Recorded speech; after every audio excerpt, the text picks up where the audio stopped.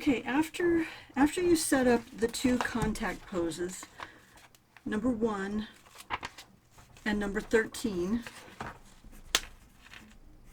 those are your two keys. What we need to do is set up the passing pose. And I'm going to put the tick marks here. And what I'm going to do is I'm going to do this number 7. So I want to get this foot to move back into this position right there. It's going to be the passing pose. What's going to happen is I'll put those two lines there.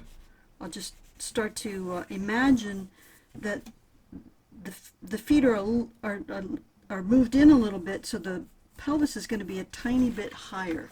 If you can see, I'm just sketching in my little man here, and I'm going to lift the head up just a tiny bit here, right? And I'm just sketching my way. I'm keeping track of where the butt is and where the belly is. I'm going to bend his knee a little bit. That's where I'm going to land him, sketching, right? That arm, I'm going to come back and I'm going to worry about that a little bit later, but I'll just say it's going to be passing too, sort of like that. Again, it's a detail that is secondary. First we get the legs working, okay? So there's the head, a little bit higher. You can see I'm keeping track of that, and you can actually notice it's moved up a little bit from that position here, and then up to there, all right? And I'm trying to keep the volumes right. The shoulder might be a little higher too. All right, so that's my passing position number 7.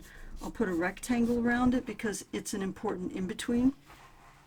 And while I'm here, I think I'll also do the other leg. How about that?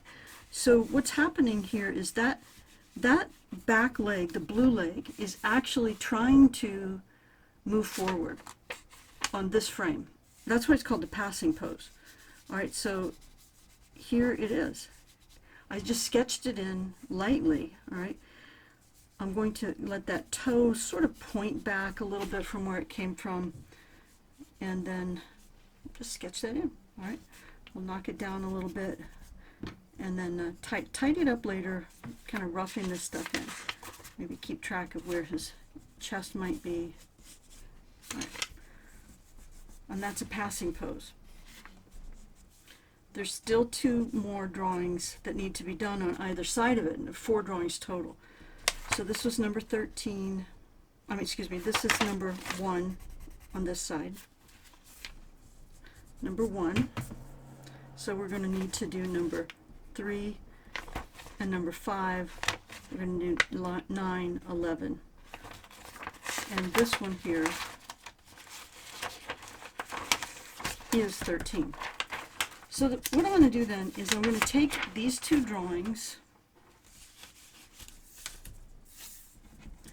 and we're going to put a drawing where this heel, this white heel, moves to number 3, and that's where the down pose is going to be.